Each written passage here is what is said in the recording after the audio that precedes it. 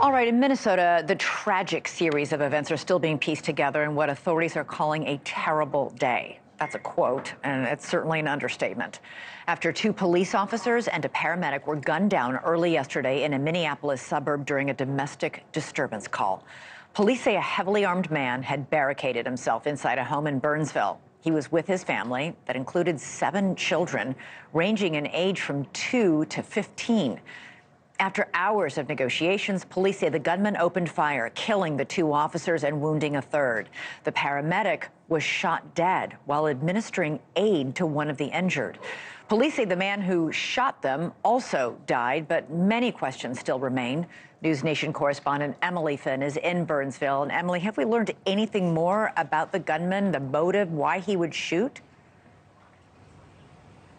Yes, Elizabeth, we do have some additional details about this, quote, terrible day. We know a little bit more about the identity of the shooter. Earlier today, the local newspaper, the Pioneer Press, they reported that the suspect is 38-year-old Shannon Cortez Gooden. And so what we know about him is that this wasn't his first run-in with the law. He also was reportedly pled guilty, to an assault with a dangerous weapon charge. I wanted to make sure that I had that correct. That was in connection to a prior 2007 case. He, in fact, also petitioned to the court in 2020 to have his gun rights restored. This was ultimately denied by a judge, so it's unclear how he was able to obtain the weapon that he used during Sunday's shooting. But what we do know is that the suspect was found dead inside of the home. That was due to a self-inflicted gunshot wound. He was renting the home at the time. We were able to learn that detail as well.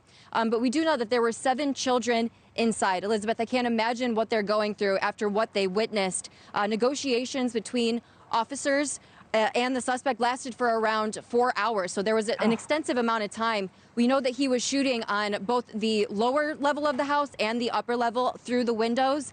And the community members that we spoke with say that they're expressing condolences, to the family members of those 3 men that were killed in the line of duty. But they also say, thank God no one else was injured or killed during this horrific incident. All those kids, Emily. So what do we know about the officers and the paramedics who were killed?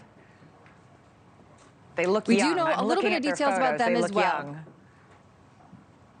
They're actually, in fact, my age, Elizabeth. They are 27 years old. The 2 officers are Paul Elmstrand and Matthew Ruge. They were killed alongside 40-year-old Adam Finseth.